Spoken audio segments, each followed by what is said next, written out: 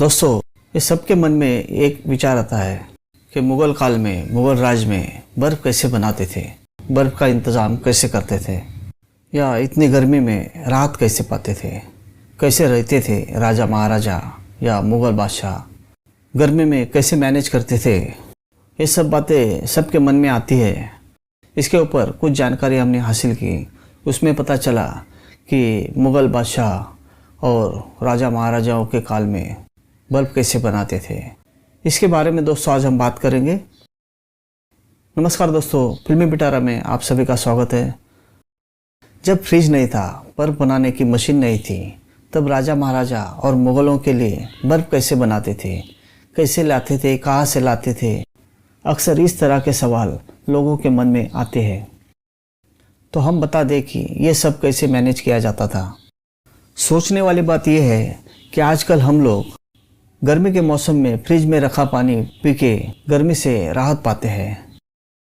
इतिहासकारों का कहना है कि जब फ्रिज नहीं था या बर्फ़ बनाने की मशीन नहीं थी, उस समय राजा महाराजा, मुग़ल, अंग्रेज शासक व अमीर लोग समुद्री जहाज़ के जरिए बर्फीले देश के पहाड़ों से बर्फ़ के टुकड़े मंगवाते थे।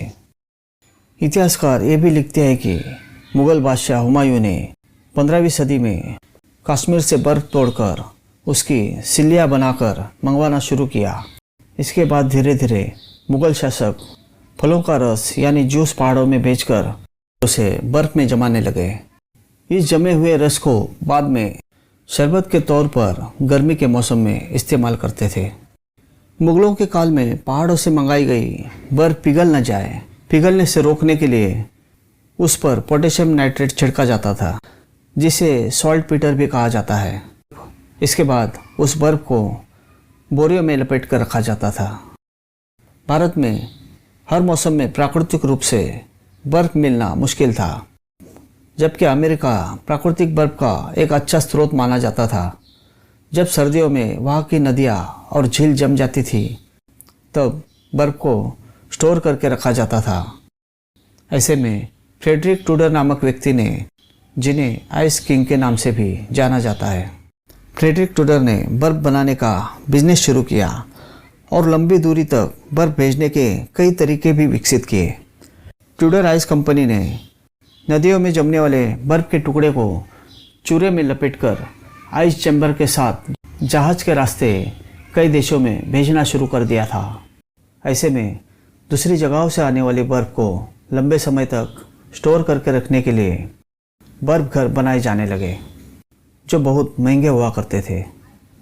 इसलिए यह बर्फ़ घर राजा महाराजाओं या अमीर घरानों के पास ही हुआ करते थे। इस तरह बर्फ़ बनाया जाने लगा था और अपनी ज़रूरत के चलते मुग़लों, राजा महाराजाओं ने अपने काल में इस बर्फ़ को उपयोग में लाया था। आज के लिए इतना ही। जल्द ही अगली वीडियो देखने के लिए अपने चैनल को सब्सक्राइब करके रखें। वीडियो को लाइक ज़रूर करें और अपने दोस्तों में शेयर भी करें। धन्यवाद।